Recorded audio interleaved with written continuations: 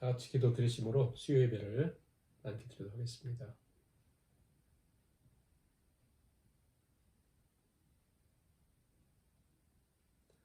나의 힘이신 여호와여, 내가 주를 사랑하나이다. 여호와는 나의 반석이시요 나의 요새시요 나를 건지시는 이시요 나의 하나님이시요 내가 그 안에 피할 나의 바위시요 나의 방패시요 나의 구원의 뿌리시요 나의 산성이시로다. 아멘. 찬송가 324장 찬양을 드리시겠습니다.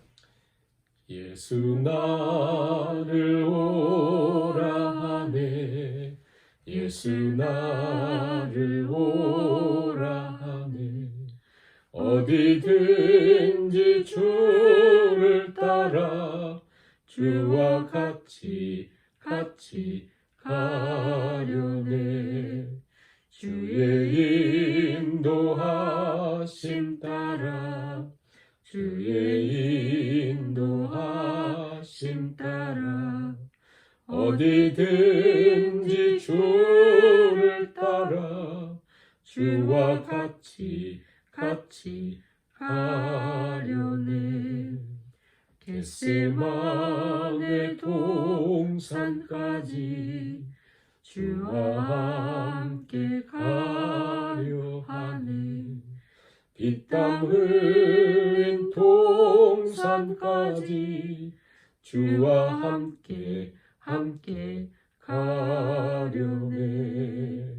주의 인도하심 따라 주의 인도하심 따라 어디든지 주를 따라 주와 같이 가려. 주가 크신 은혜 내려 주가 크신 은혜 내려 나를 항상 돌보시고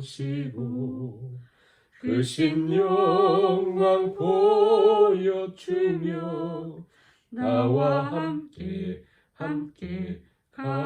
가시네.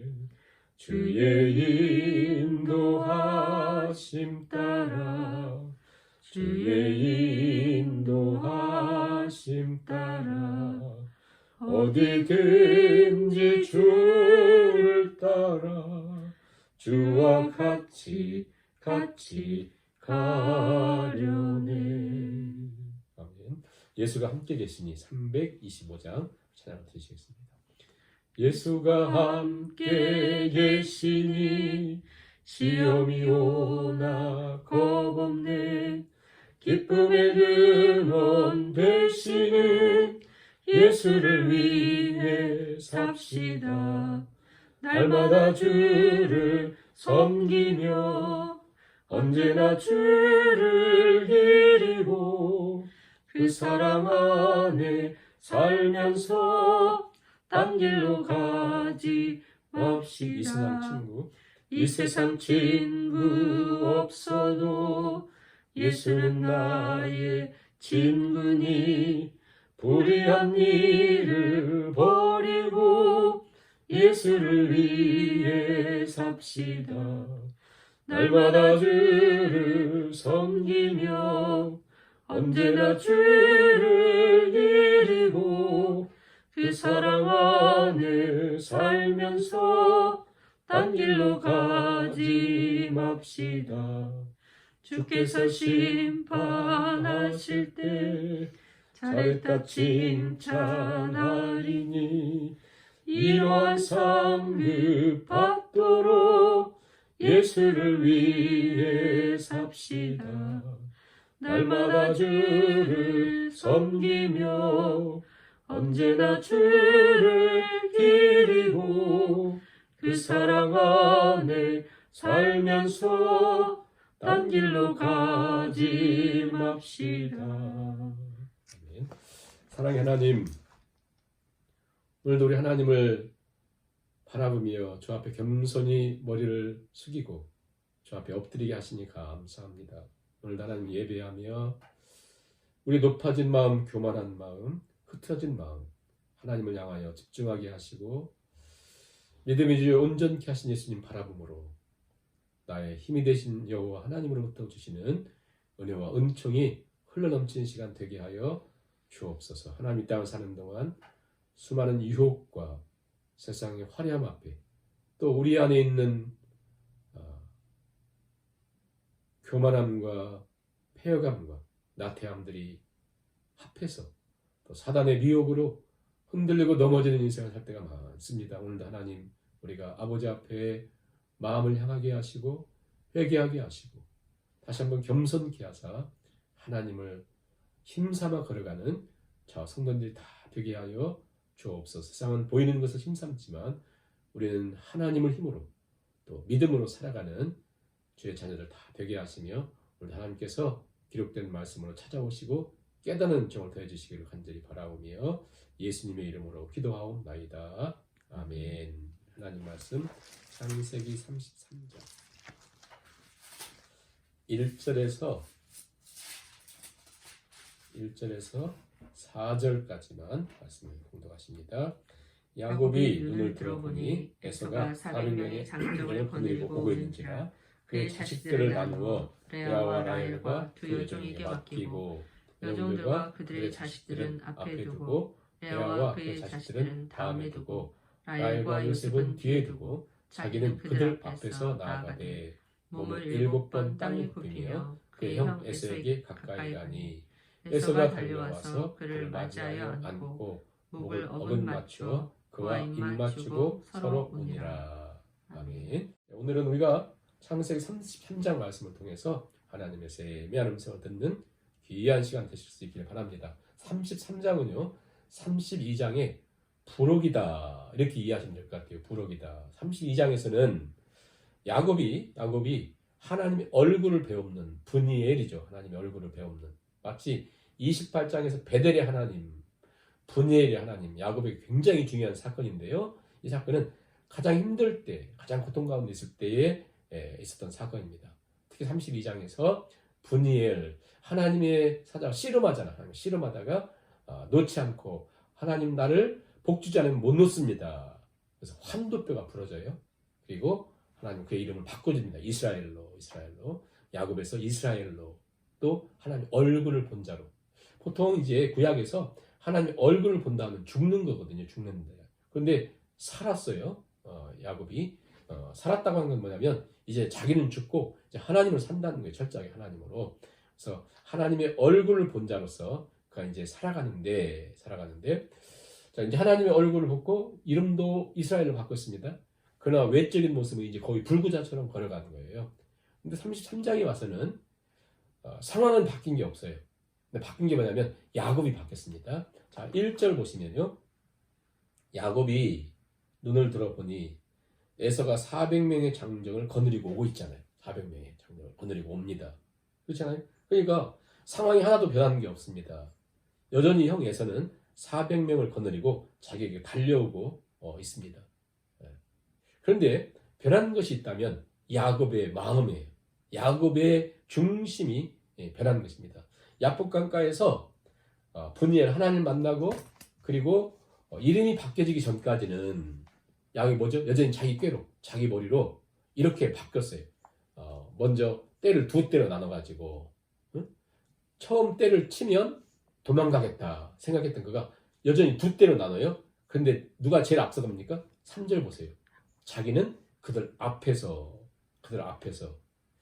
그 숨었던 야곱이 하나님을 만나고 맨 뒤에 홀로 쳐져서 남아있었던 야곱이 이제는 가족들을 다 뒤에 두고 맨 앞에 가서 서 있습니다. 놀라운 일이거든요. 그리고 그가 하는 태도를 보세요. 몸을 7번 땅에 굽히며 형에게 갔다라고 하는 것은 철저하게 상대를 존중한다. 최대한의 경의를 표하는 것이고 자신의 입장에서는 겸손해진 거예요. 겸손히 나가는 것입니다. 그때 이제 놀라운 변화가 4절에 있는데요. 원한 길고 긴 세월 동안 복수의 칼을 가려고 지금 달려온 에서 그의 변화가 있어요. 그 변화가 시간이 오래되어서 그랬을까요? 아니면 동생이 많은 돈을 가지고 와서 마음을 달래서 그런 것일까요? 아니 그렇지 않습니다. 자, 그 변화를 보세요. 4절 보시면 에서가 달려와서 누가 달려와요? 에서가 형이 달려옵니다. 에서가 달려와서 동생을 끌어안습니다. 형에서 그토록 미워하고 저주했었던 동생 그의 목을 끌어안고 입을 맞추고 통곡하며 옵니다. 그 오랜 세월 동안 용서하지 못했던 미워했던 형이 동생을 끌어안고 한 번도 이런 적이 없었습니다. 뱃속에서부터 싸웠거든요. 그래서 얼마나 심하게 싸웠던지 그 엄마가 근심할 정도로 나오면서도 형 에서의 발뒤꿈치 잡았고요. 한 번도 둘이 친해져 본 적이 없어요. 그런데 지금 처음으로 가장 다정하게 동생을 끌어안고 울며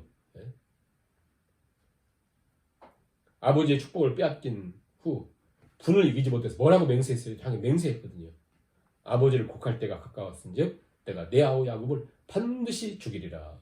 창세기 27장에서 그가 그렇게 결단했었고 20여 년 동안 지나간 20여 년 동안 막 일을 갈고 있었던 그가 지금도 400명을 데리고 가서 동생을 죽이려고 했던 그가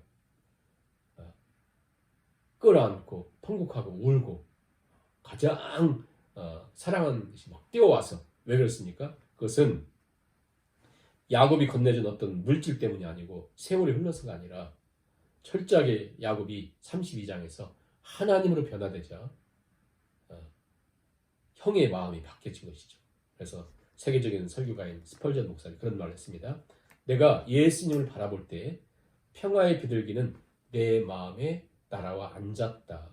그러나 내가 평화의 비둘기를 바라볼 때 그것은 날아가 버렸다. 내가 형만 바라보면서 내가 문제만 바라보면서 내가 외적인 것만 바라보면서 살아갈 때 그것은 날아가 버려요. 그러나 내가 예수님 바라볼 때 믿음의 주 온전케 하신 예수님 바라보고 하나님의 얼굴 분이엘 하나님의 얼굴을 보자 평화의 비둘기는 날아앉는 거거든요. 오직 하나님의 역사인 것을 봅니다. 그러면서 이제 끌어안고 있다가 이제 이 야곱이 형에게 하는 얘기를 보세요. 10절 보세요. 야곱이 이르되 그렇지 아니하니이다. 내가 형님의 눈앞에서 은혜를 입어 싸우면 청하건대 내 손에서 이 예물을 받으소서. 내가 형님의 얼굴을 배운즉 하나님의 얼굴을 본 것 같습니다. 하나님의 얼굴을 본 것 같습니다. 에서의 얼굴이 무슨 하나님의 얼굴처럼 이쁘겠어요? 근데 중요한 건 뭐냐면 죄송합니다. 하나님의 얼굴을 대했던 야곱이 하나님의 얼굴을 대하자 분이엘 하나님의 얼굴이잖아요. 하나님의 얼굴을 대하자 32장에서 33장에서 그의 마음이 하나님의 얼굴로 빛을 비춰지고 그 다음에 형을 보면서 뭐라고 봅니까? 하나님의 얼굴을 본 것 같다. 하나님의 얼굴. 이게 참 놀라운 거예요. 우리가 중요한 건 뭐냐면 그래서 옛날에도 정말 우리가 하나님의 얼굴을 보고 하나님께 눈물을 흘리면 도끼가 빠진다고 하잖아요. 하나님의 얼굴을 보자 그의 마음속에 그 얼굴에 빛이 비쳤고 그 다음에 가장 악랄한 것 같은 형을 보자 형의 얼굴도 하나님의 얼굴을 보는 거예요. 자, 지금 여기에서 하나님의 얼굴을 보므로 하나님으로 인해서 야곱의 삶 속에 놀라운 변화가 생기자 그 원수처럼 여겼던 에서의 삶에도 변화가 생겼고 또 야곱은 형님의 얼굴을 보면서 하나님의 얼굴을 보는 것 같습니다. 그러자 어떤 일이 생기냐면요. 놀라운 일들인데 계속해서 야곱의 입에서 무슨 말만 나오고 있어요? 여러분 우리 입에서 무슨 말이 나와요? 야곱의 입에서 무슨 말만 나오는 거 보세요. 자, 에서가 물어봐요. 3번이나. 그런데 이 야곱의 입에서는 오직 은혜예요. 자, 5절 끝에 보세요. 주의 종에게 볼펜이 있으면 동그라미를 쳐보세요. 볼펜이 있으면 주의 종에게 은혜로 주신 주님 은혜로 주셨다고 하죠. 그 다음에 8절 보세요. 내 주께 은혜를 입으려 합니다. 10절 보세요. 내가 형님의 눈앞에서 은혜를 입어 싸우면 은혜죠. 그 다음에 11절에 하나님 내게 은혜를 베푸셨고 15절 끝에도 보면 내 주께 은혜를 얻게 하소서. 그러니까 이 야곱은요 이제 하나님을 만났던 야곱의 그 삶의 모습 뭐냐면 모든 게 은혜예요. 그래서 형이 묻습니다. 5절 보세요. 너와 함께한 이 여인들과 자식들은 누구냐 그랬더니 야곱이 뭐라고 하냐면 주의 종에게 은혜로 주신 자식들입니다. 이 자식들 아내도 얼마나 힘들게 했어요. 그런데 야곱이 뭐라고 하냐면 은혜로 주신 자식들입니다. 그래서 이제 또 야곱이 많은 그 짐승들을 가져왔잖아요. 그랬더니 이게 다 뭐냐? 그랬더니 8절에 주께 은혜를 입으려 합니다. 응? 그 다음에 야곱이 많은 소유가 있었잖아요. 그게 다 무엇이냐? 그랬더니 11절에 하나님 내게 은혜를 베푸셨습니다. 그러니까 야곱에게 있어서 하나님 만난 이후에 모든 것들이 자기의 자식들도 속썩이는 자식들도 문제 많은 아내들도 자기 모든 그 물질도 다 모든 것이 하나님이 은혜로 주신 것들이다. 이렇게 표현합니다. 하나님 은혜를 주셨다. 하나님 은혜를 주셨다. 철저하게 하나님이 은혜 되심. 그것을 누가 고백합니까? 하나님 만난 사람들, 하나님 얼굴을 본 사람들이 하는 거죠. 우리에게 있는 것들이 모두가 하나님 은혜를 주신 것들임을 우리로 고백하는 은혜가 있기 바라고요. 그게 바로 하나님 만난 삶을 통해서 주어지는 것이다. 자, 그렇게 되자 이제 에서가 뭐라고 하냐면, 자, 이제 우리 가자. 오랜만에 만나고 너무 기쁘니까 가자. 내가 이제 그 길을 잘 아니까 내가 갈 테니까 우리 집에 가서 맛있게도 먹고 한번 우리 지내자. 그런 거예요. 12절 보세요. 에서가 이르되 떠나자. 내가 너와 동행하리라. 야곱이 말합니다. 자식들은 연약하고 양떼와 소떼도 있고 또 새끼를 데리고 있은즉 더 가면 아마 때가 죽을 것 같습니다. 먼저 가십시오. 그러면 내가 나중에 보겠습니다. 근데 거의 이제 못 보거든요. 그리고는 그렇게 하고는 야곱이 그렇죠. 에서와 같이 있었으면 안 되죠. 근데 문제는 뭐냐면 이제 16절부터 20절이 이제 문제가 돼요. 이게 뭐냐면 결국 16절부터 34장은 자, 33장 16절부터 또 34장 합쳐서 이게 다 뭐냐면 베델과 베델 사이의 문제예요, 문제. 왜냐면 31장에서 왜 밧단 아람 하란을 출발해서 오냐면 베델로 가라겠거든요, 하나님이. 그래서 베델로 간다고 해서 왔거든요. 그리고 이제 그 중간에 라반과 어려움이 있었는데 하나님 베델로 가야 되기 때문에 문제를 해결해 줬어요. 그 다음에 에서의 문제가 있었는데 하나님 또 해결해 줬습니다. 그럼 어디 가야 돼요? 베델을 가야 돼요. 왜? 자기가 언약했고 하나님 가라고 했기 때문에. 그런데 문제는 뭐냐면 숫곳에 머물고 그 다음에 세겜에 머무릅니다. 34장에서는 세겜에서 있었던 문제들을 다루고 있거든요. 그럼 우리가 여기 생각해 보는 것은 왜 숫곳에 있는가? 숫곳이라고 하는 것은 그 밑에 주가 나와 있죠. 장막이라는 장막. 그러니까 그것에서 오두막 치면서 그것에 있습니다. 그의 삶 속에 이제 라반과의 그 어려운 문제가 해결되었고 또 평생 가장 고통이었던 에서와의 문제가 해결되자 그의 마음속에 어떤 마음이 생기냐면 이제 모든 문제가 해결됐어요. 돈도 있죠. 문제 다 해결됐죠. 그러면서 그의 마음이 약간 느슨해지는 거예요. 그러면서 베델로 가야 되는데 가지 않고 어디 머물러요? 숲곳에 몇 개월 잠깐 머물다가 세겜에서 10년을 머물러 10년. 베델까지 가는데 10년이 더 걸려요. 그런 얘기 하지 않습니까? 베스트의 적은 배드가 아니라 굿이다. 그냥 숲곳에 머물면서 그 다음에 마지막 절 보세요. 20절 보시면 세겜에서 땅을 사가지고 제단을 쌓고 그 이름을 엘렐로헤이 이스라엘 엘렐로헤이 이스라엘 이렇게 이름을 짓거든요. 제단도 쌓고 그러니까 보세요. 문제도 다 해결됐죠. 돈도 있죠. 또 제사도 지내죠. 땅도 사죠. 다 문제가 없는 것처럼 보이잖아요. 완벽한 것처럼 보이지 않습니까? 그러니까 문제는 뭐예요? 하나님께 나가야 될 베델로 나가지 않았다는 거예요. 전적인 하나님의 은혜와 축복을 누리면서 이제 그 마음이 약간 느슨해지기 시작하는데요. 그 느슨해지기 시작하는 것을 18절 보시면 야곱이 밧단 아람에서부터 평안히 가나안 땅 세겜 성읍에 이르러 평안했어요. 평안히. 그러니까 뭐 큰 어려움이 없이 이제 지냅니다. 아내와 자식들이 있었고 엄청난 재산도 있습니다. 또 아예 땅도 샀어요. 19절 보세요. 그가 장막을 친 밭을 세겜의 아버지 하몰의 아들들의 손에서 백크시타에 삽니다. 백크시타라고 하는 것은 화폐 단위인데 한 크시타는 양 한 마리 값이에요.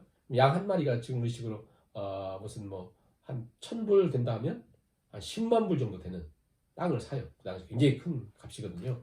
이게 그러니까 돈도 있죠. 짐승들도 있죠.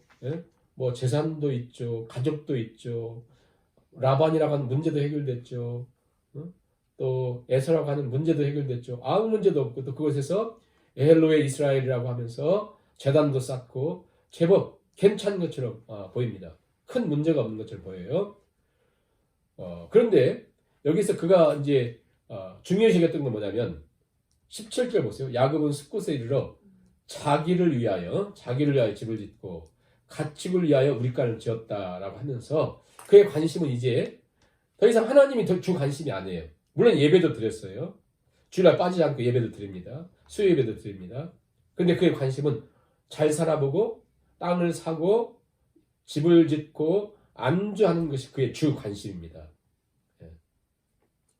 그게 이제 34장에서 큰 문제로 이제 발생을 하는데요.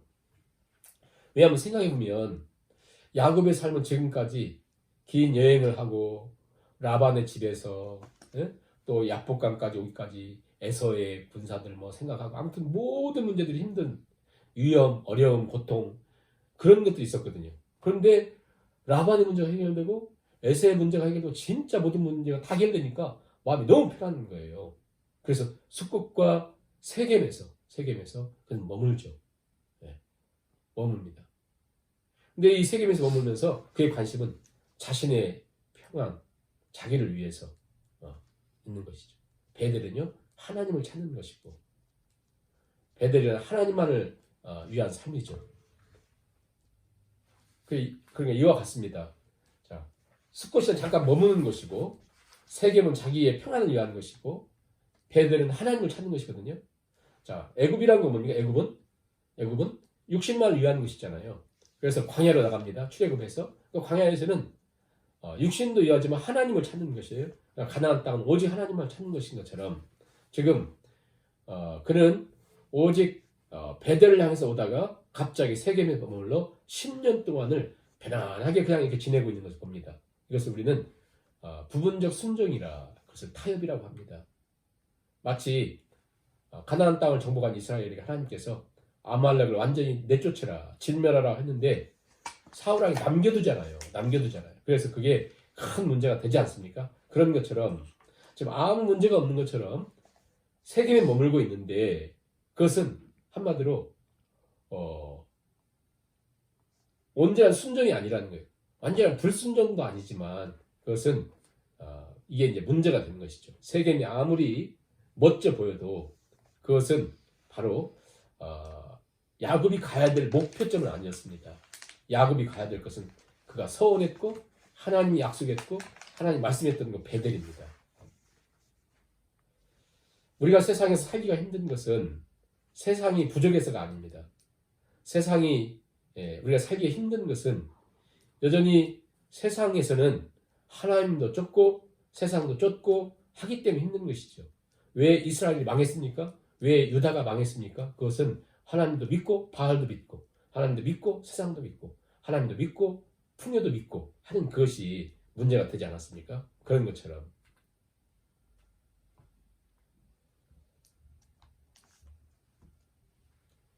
말씀을 냈습니다. 야곱의 시련과 역경 저 바단 아람에서 20년 그 20년이 어찌 보면 시련과 역경이었지만 하나님으로 빚어지는 시기였다면 이제 앞으로 10년은 시련은 없습니다.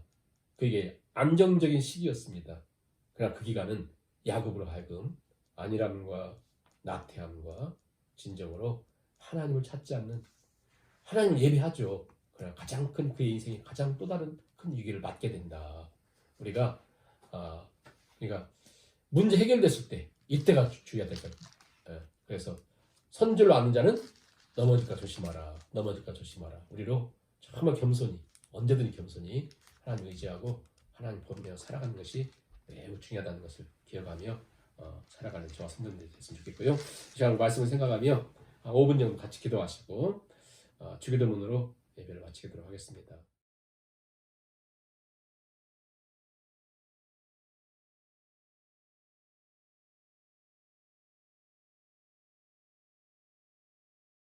하늘에 계신 우리 아버지여, 이름이 거룩히 여김을 받으시오며 나라의 마옵시며 뜻이 하늘에서 이루어진 것 같이 땅에서도 이루어집니다. 오늘날 우리에게 일용할 양식을 주옵시고 우리가 우리에게 죄진 자를 사하준 것 같이 우리 죄를 사하 주옵시고 우리를 시험에 들게 하지 마옵시고 다만 악에서 구하옵소서. 대개 나라와 권세와 영광이 아버지께 영원히 있사옵나이다.